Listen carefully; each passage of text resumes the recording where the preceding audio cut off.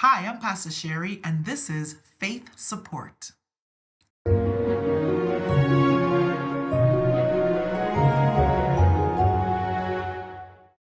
Poverty is everywhere.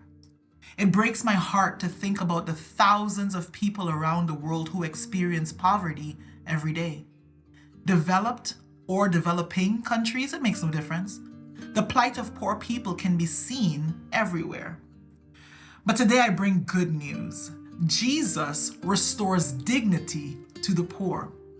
Not only did Jesus experience poverty while he lived on earth, but he has a special place in his kingdom reserved for the poor. People become poor in a variety of ways. For some people, they had no choice in the matter. They were born into it. For others, there's a lack of access to clean water, nutritious food, or basic health care. And still for others, they experience inequality, social injustice, or live in areas rife with conflict and instability. Sometimes a lack of education contributes to a lack of access to jobs. For the woman in our biblical passage today, it was her desire, her desperate desire to get well that made her poor. In Luke 8:43-48, we read about a woman having a flow of blood for 12 years who spent all her livelihood on physicians and could not be healed by any. Years of seeking healing stripped away her financial independence. But more than the external ravages of poverty, her dignity had been stripped away. 12 years of diminishing health and decreasing wealth had left her known only by the title, a woman. Unless you think this is that way because of the times she lived in, I'd refer you back to verse 1 of our very chapter, where women of means are not only supporting the ministry of Jesus, but they are called by name: Mary, Joanna, Susanna. So a woman, we have no idea what her name is in desperate need of physical and financial rejuvenation. And Jesus brings her physical healing, thus reopening the door for her to rebuild her lost wealth. But he doesn't stop there. He gives her, in addition to that, 4 more gifts: social restoration, emotional revitalization, spiritual transformation, and mental invigoration. And he does this in such an unassuming way. The story goes like this. She came up behind and touched the border of his garment, and immediately her flow of blood stopped. What she has come for has now been accomplished. She is healed. She can be herself again. She can reunite with friends and family. She can talk to neighbors. She can work. Mission accomplished.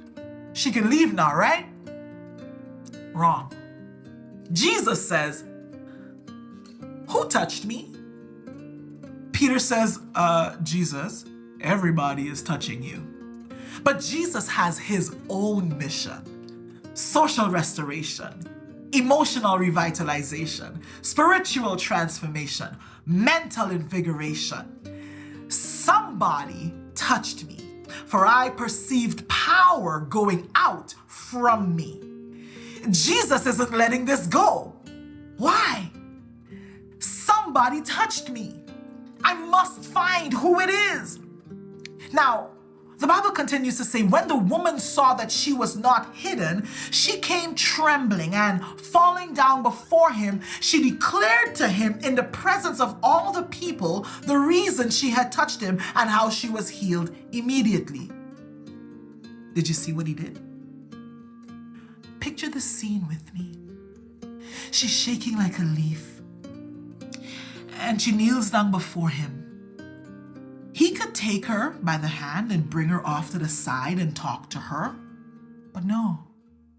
He has the conversation with her in the presence of all the people. Why? Social restoration.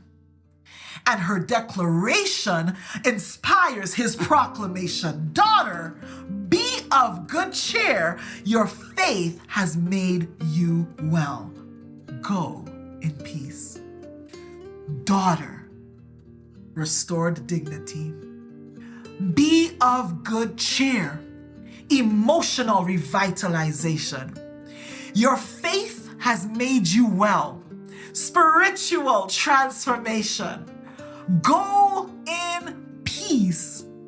Mental invigoration.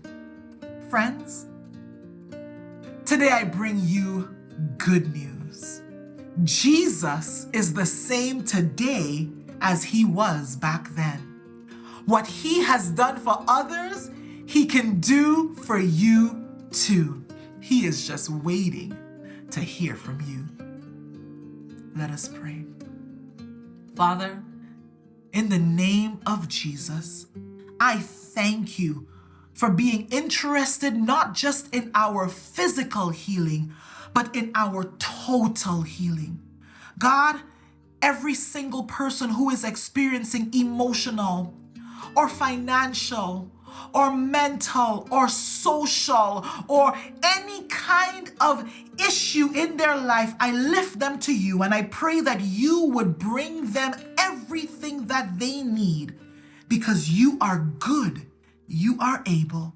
I thank you for hearing this humble prayer on their behalf. I look forward, dear God, to what you will do in them. In the name of Jesus, I pray. Amen. Amen.